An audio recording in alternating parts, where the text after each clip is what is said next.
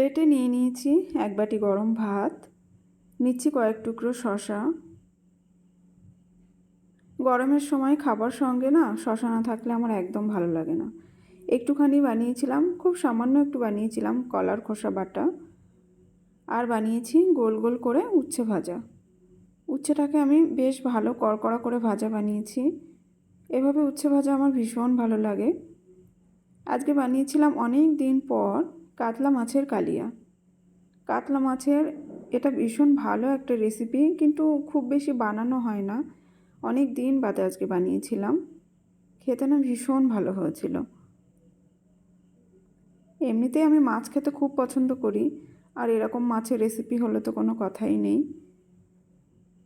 আজকে বানিয়েছিলাম আমার ভীষণ পছন্দের আরও একটা রেসিপি, যেটা হলো এঁচোড় চিংড়ি। আজকে না এবছরে ফার্স্ট টাইম আমি এঁচোড় চিংড়ি বানাচ্ছি। এঁচোড় চিংড়ি বরাবরই আমার ভীষণ ভালো লাগে, কিন্তু আমি না একটু যেগুলো একটু দানা দানা এঁচোড় হয় ওইগুলো খেতেই বেশি ভালো লাগে। একদম কচি এঁচোড় খেতে না আমার খুব বেশি একটা ভালো লাগে না। তো আজকে একটু দানাওয়ালা এঁচোড় পেয়েছিলাম বাজারে, তো আজকে বানিয়ে ফেললাম এঁচোড় চিংড়ি। দুপুরবেলা এরকম পছন্দ মতো রেসিপি হলে না খাওয়ার মজাটাই আলাদা হয়ে যায়। তো আজকের রেসিপিগুলো সবই আমার ভীষণ পছন্দের। কেমন লাগলো আপনাদের আমার আজকের থালা সাজানোর ভিডিও কমেন্টে জানাবেন।